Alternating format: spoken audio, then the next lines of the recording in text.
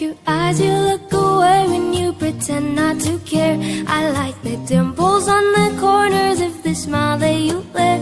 I like you.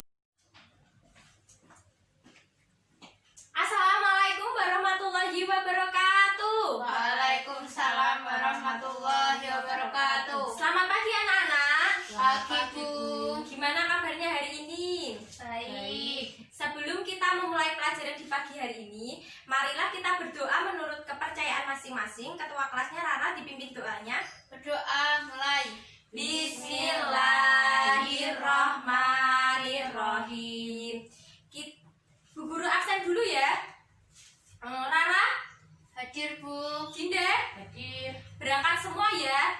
Kita nyanyi lagu Garuda Pancasila dulu ya. 1, 2, 3. Garuda Pancasila, akulah pendukungmu. Patriot proklamasi, sedia berkorban untukmu. Pancasila dasar negara, rakyat adil makmur sentosa, pribadi bangsaku. Ayo maju, maju, ayo maju, maju, ayo maju, maju. Sebelum kita memulai pelajaran di pagi hari ini, kita tepuk semangat dulu ya. Sudah tahu kan tepuk semangat? 1, 2, 3. Tepuk semangat.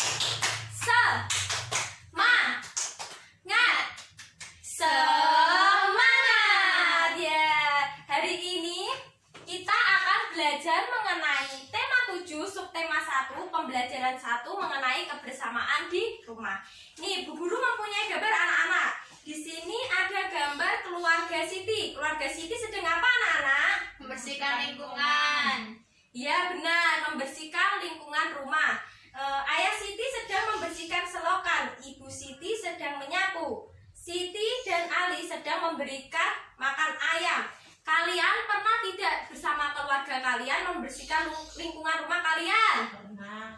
Itu merupakan kegiatan sangat bagus anak-anak. Dengan kita membersihkan lingkungan rumah, selokan menjadi bersih, tidak menjadi sarang nyamuk dan tidak menyebabkan banjir, dan lingkungan rumah menjadi bersih dan sehat.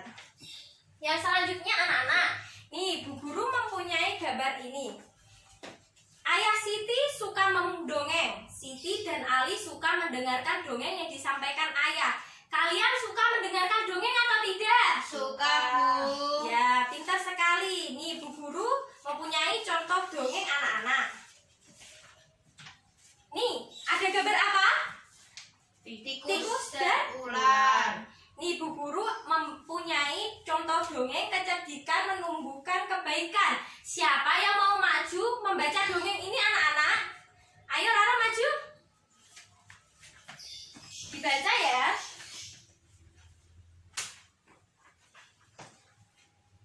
Kecerdikan menumbuhkan kebaikan. Di sebuah gurun pasir hiduplah ular dan tikus pasir. Sebenarnya sang ular sangat ingin memangsa tikus, sedangkan tikus berusaha mencari akal agar ular tidak lagi berniat memangsanya. Saat itu sang ular sangat lapar, padahal ia sedang tidak mempunyai sedikit pun makanan. Sedangkan tikus yang berada tidak jauh dari sang ular sedang asyik melahap makanannya. Sang ular merasa tidak senang melihat kelakuan tikus. Ular, dengarkan ucapanku, wahai tikus yang angkuh, aku pasti akan menambahkan tubuhmu yang mungil dan lezat itu. Tikus, hei ular, berusaha dan bekerjalah, jangan hanya berani mengancam. Kalau hanya mengancam, seekor semut pun bisa. Sang ular sangat marah mendengar ejekan tikus. Ia lalu kembali ke sarangnya dengan perut yang lapar. Sedangkan tikus masih lahap dengan makanannya. Waktu terus berjalan, tetapi ular tidak juga menemukan makanan. Ia juga enggan untuk keluar dari sarangnya. Sementara itu tikus sudah lelap dalam sarangnya.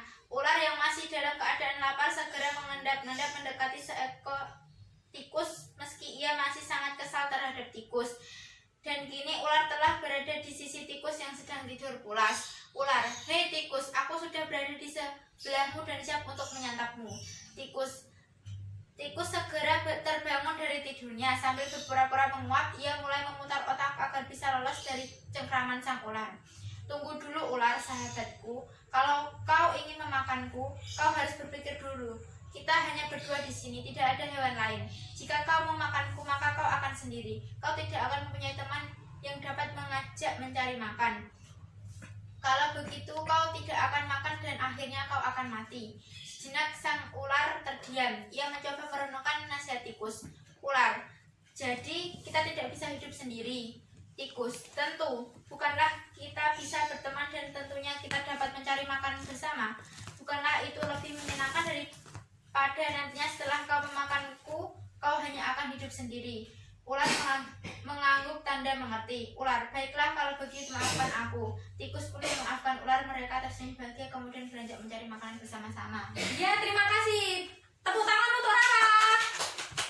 Tadi dongeng kecerdikan menumbuhkan kebaikan. Siapa tokoh dalam dongeng tersebut? Tikus dan ular. Di mana tikus dan ular tinggal? Gurun pasir. Bagaimana sifat ular? Pemalas, tidak mau bekerja mencari makan, dia ingin menyantap si tikus. Benar. Bagaimana sifat si tikus? Banyak akal, mau menolong ular, mau menasihati ular. Ya, kalian tadi kan sudah mendengarkan dongeng kecerdikan menumbuhkan kebaikan.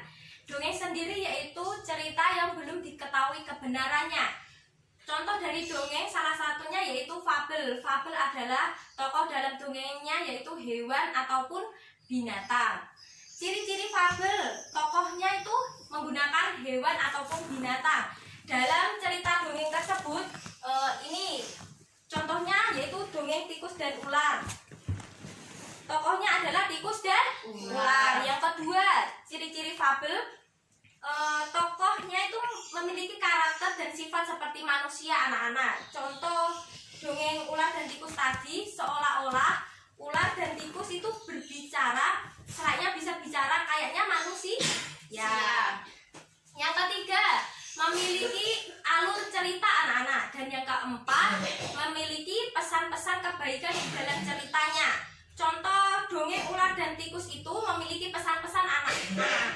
Kita tidak boleh malas, kita harus mau bekerja, kita harus mau berbagi dengan orang lain, dan kita tidak bisa hidup tanpa orang lain. Unsur-unsur dongeng sendiri terdiri dari tokoh. Tokoh merupakan tokoh yang berperan dalam cerita. Yang kedua yaitu watak, sifat dari masing-masing tokoh. Dan yang ketiga yaitu latar, tempat kejadian sebuah dongeng. Dan yang keempat yaitu amanat, pesan yang terkandung di dalam dongeng. Tadi unsur-unsur dongeng ada apa saja anak-anak? Tokoh, watak, latar, amanat. Ya, benar. Saat ini ada gambar lagi anak-anak. Saat ayah Siti sedang mendongeng, Siti dan Ali mendengarkan dongeng. Ibu Siti membawa 3 kue donat yang masing-masing kuenya itu dibagi menjadi 2 sama besar. Nah, setiap bagiannya itu dikatakan apa ya? Kita akan belajar mengenai pecahan. Bu guru mempunyai media pembelajaran papan pecahan birama. Ini anak-anak, ada donat yang utuh dibagi menjadi 2 sama besar. Ini dikatakan setengah, yang ini dikatakan setengah. Ada donat lagi anak-anak, sama-sama dibagi menjadi 2, tetapi yang satu besar, yang satu kecil. Yang satu ini bukan dikatakan setengah, dan ini bukan dikatakan setengah. Satu donat dibagi menjadi 2 bagian sama besar. Yang setengah ini 1 bagian dari 2 bagian donat dikatakan berapa anak-anak? Setengah. Iya benar, dikatakan setengah.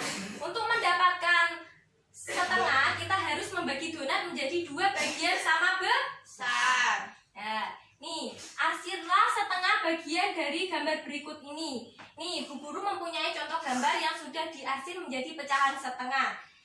Nanti Bu Guru bagi kalian menjadi 1 kelompok ya. Setiap kelompok nanti berdiskusi mengenai gambar pecahan setengah. Nih, Guru. Rara dan Dinda 1 kelompok ya berdiskusi. Ini nanti diarsir menjadi setengah bagian. Diarsir ya.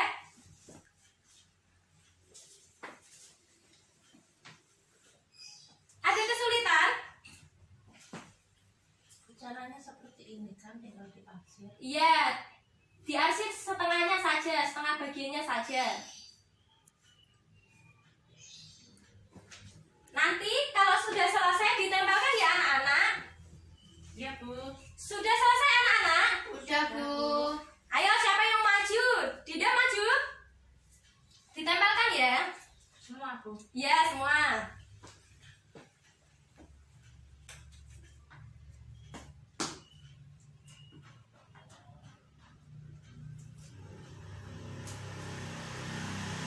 Ya ditempelkan di situ.